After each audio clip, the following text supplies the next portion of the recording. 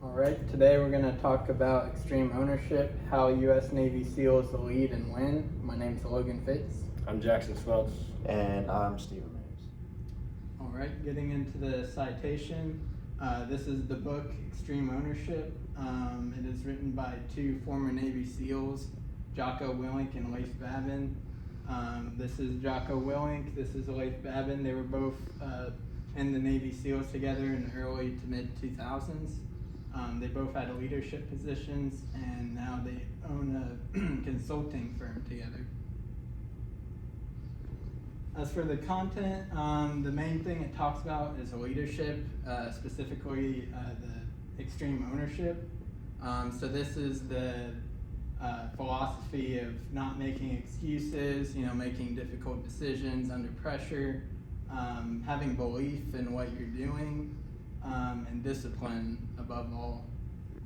It applies lessons from the military to the business world, and throughout the book they have many real-world examples. So the authors of Extreme Ownership took their own experience and used it to reach people who are leaders or aspire to become leaders. So this is just their point of view as first person. They took actual events that happened when they were in the SEALs together. They joined the SEALs or were in active duty right after 9/11 happened. And so they wanted to reach just regular everyday Americans who either were business owners or wanted to become business owners, and how they can better become extreme ownership leaders. This book is not really a touchy-feely, feel good about yourself book. It's not going to, they didn't do much encouragement. It was more of like looking at yourself, taking constructive criticism, and then being able to instill that in your workplace. And when things go wrong, not pointing fingers at other people, but also pointing fingers at yourself, saying, this isn't your fault. There's ways that I can also improve myself. So the context, like I said before, this was written in 2006 after the 9/11 attacks. So they were in service.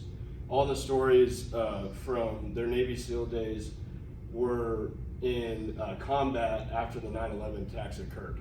And so this was a very tough time in America, and they just wanted all these leadership strategies that the SEALs used to be applied to businesses in America and for people around the world to better operate and manage their company, their people, and themselves.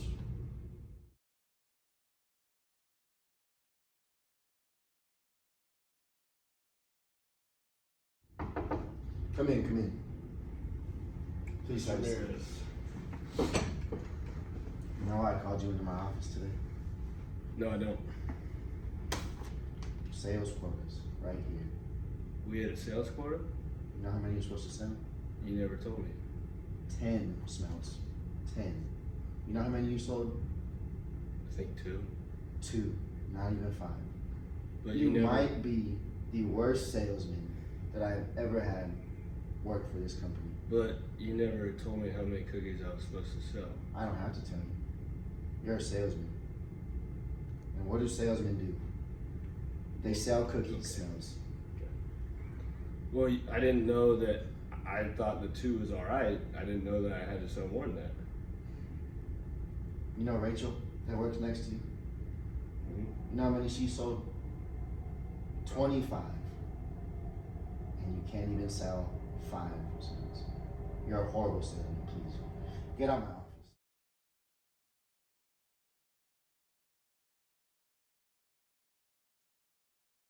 So, Smeltz, I brought you into my office today because this is our sales quota, and you are by far the lowest performer out of the crew.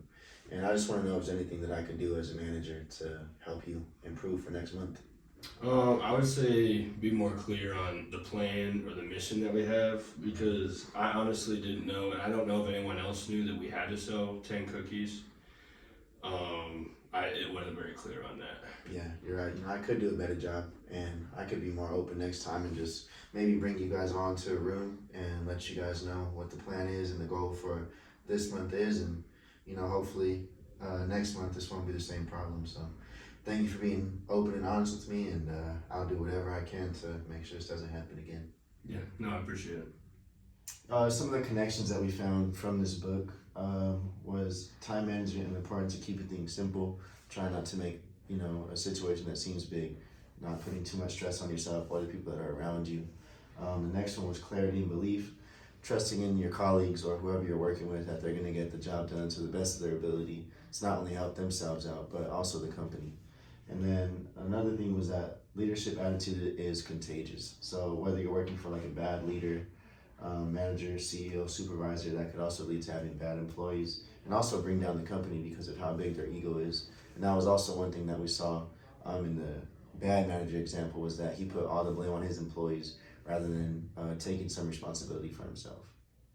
All right, to conclude this whole presentation and everything from the book, one of the things that stood out from this was that business is built off of your trust, your teamwork, your belief in one another, and also your ability to bounce back when things aren't going the way that you expected them to go. Another thing from here was that a goal for the company or whatever you're doing should be to sustain victory. So for sustaining victory, there's different parts. There's sound planning, leading up and down the line, being decisive amidst uncertainty, and also that your discipline brings freedom. So kind of just to sum the things up, for sound planning, you want to plan around your mission and make sure everybody's on the same page. Leading up and down the line, you want to make sure that people who are either above you, below you, or basically your colleagues that you work with every day are also all on the same page, and that everybody's just working all together. For being decisive amidst uncertainty, basically it is what it sounds like. You want to be prepared for anything that could go wrong and make sure that you're able to bounce back in a timely manner. And lastly, that discipline brings freedom. Discipline will give you a better chance to see your results, and also it'll help your company grow and move forward. And also from the video example, rather than in the bad one when the manager put all the blame on his employee, they basically collaborated and came together to see how they can help one another to make sure that that incident doesn't happen again.